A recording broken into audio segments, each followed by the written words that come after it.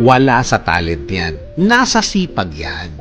Sa ating buhay, marami tayong kilala na mga tao na magaling naman. Grabe ang talent. Grabe ang mga abilities nila. Minsan, nagugulat ang mga tao sa paligid niya na may kakayanan pala silang ganon. Kaya pala niya ng ganon. Pero bakit ganon? Bakit ganon ang kalagayan niya sa buhay? Bakit parang hindi match? Bakit parang hindi niya mapakinabangan ang talent niya? Kasi nga, wala sa talent yan. Nasa sipag at attitude yan. May mga taong kahit ilang beses mo nang binigyan ng chance, nabigyan ng chance ng buhay, bakit parang hindi umangat? Parang hindi nagle-level up. Parang hindi niya napapakinabangan ang kaya niyang gawin. Di nga ba, sabi nila, hard work beats talent when talent doesn't work hard. Kailangan talaga ng tamang plano at approach sa buhay na ito. Gamit mo ang iyong talent. Kung hindi, walang mangyayari niyan. May mga pagkakataon naman na nakikita mo na walang katalent-talent ang isang tao. Pero nakikita mo na gusto talaga niyang matuto. Gusto talaga niyang mag-focus.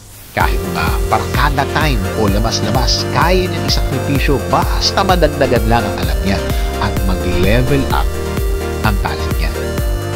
One day, ang galing-galing na niya. Magugulat ka na lang na nag-iba ang mga kaya niyang gawin. Nadagdagan pa!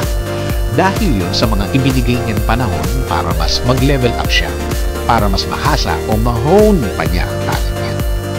Nag-focus siya at sinabi niya sa sarili niya na hindi siya titigil hanggang hindi niya nakikita ang sarili niya na naabot na niya, na-reach na niya ang pinakamagaling niya through his or her talent. Nakakalungkot na marami tayong kilala na may talent na tamad.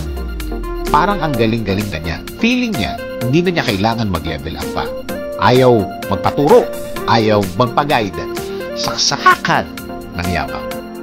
Well, totoo naman, kahit naman napakagaling ng talent, kailangan mo pa rin maging humble.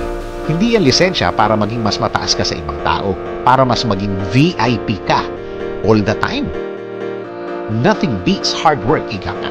Kahit napaka-talented na mga katapat mo o kaya kalaban mo kung saan kapag nag-focus ka, kakayanin mong patumbahin ang sino man basta may sipag at tiyaga ka lang.